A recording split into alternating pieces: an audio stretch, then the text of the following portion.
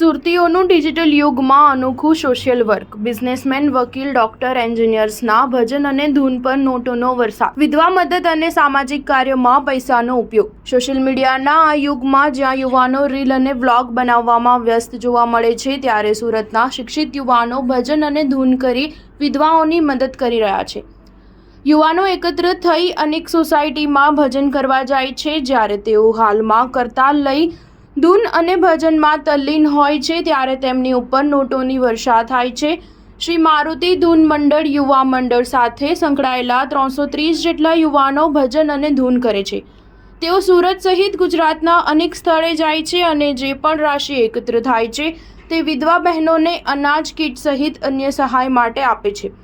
શહેરના doctor, engineer, વકીલ, construction ઉદ્યોગ સાથે સંકળાયેલા અને કોલેજના શિક્ષિત યુવાનો પોતાના વ્યસ્ત સમયમાંથી થોડો સમય કાઢીને ભગીરથ કાર્ય માટે એકત્ર થાય છે.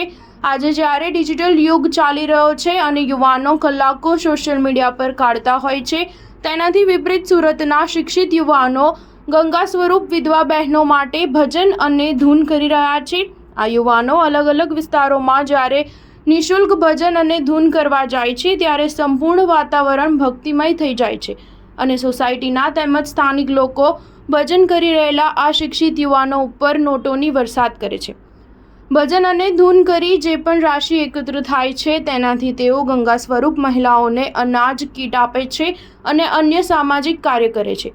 સૌથી અગત્યની વાત છે કે આ ભજન ધૂન કરવા માટે તેઓ કોઈની પાસેથી ₹1 લેતા નથી. શ્રી મારુતિ ધૂન મંડળ યુવા મંડળના પ્રમુખ યોગેશે જણાવ્યું હતું કે જે ગંગા સ્વરૂપ બહેનો છે અને નિરાધાર છે, જેમને કોઈ આધાર નથી, તેમના નાના બાળકો હોય છે, એમને અમે અનાજ કીટનું વિતરણ કરીએ છીએ. સ્ટાર ન્યૂઝ 7 હંમેશા સચ્ચાઈની સાથે.